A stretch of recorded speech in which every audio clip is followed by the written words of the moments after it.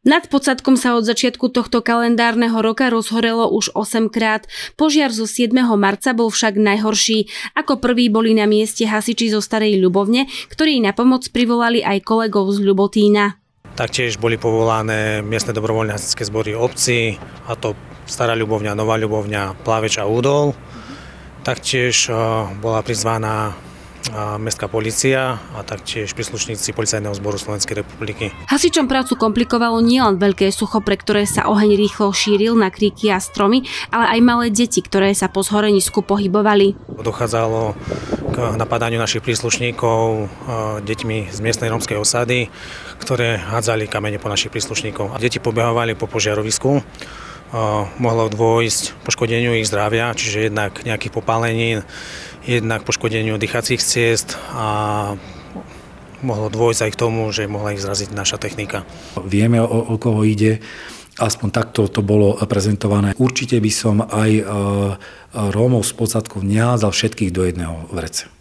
Sú tam taktiež jednoducho čestní, pracovití ľudia, šikovné deti, a ktoré jednoducho si zaslúžia šancu, ale niektoré deti, respektíve niektoré rodiny, aj určití jednotlivci tejto komunite tiež neprispievajú a takýmto spôsobom ohrozujú celú komunitu. Hasiť oheň prišli s lopatami aj niektorí miestni obyvatelia, ktorí mali strach, že sa požiar rozšíri aj na osadu. Nám horel, keď sa pozrieme možno z tejto perspektívy pravá strana, keby nám horela ľavá strana, tak sa bavíme o Ľubovnianskom hrade. Požiar v ťažko dostupnom teréne, ktorý doslova zastavovali už na hrebení a ochraňovali pred ním hlavne lesy, zničil 6,5 hektára. S ohňom bojovalo 6,5 hodiny 31 hasičov. Chcem využiť túto príležitosť a sa poďakovať aj všetkým, ktorí zasahovali. Hasiči v spolupráci s muzejníkmi pre časté jarné vypaľovanie trávy v blízkosti Podsadku urobili na hrade v minulosti viacero protipožiarnych cvičení.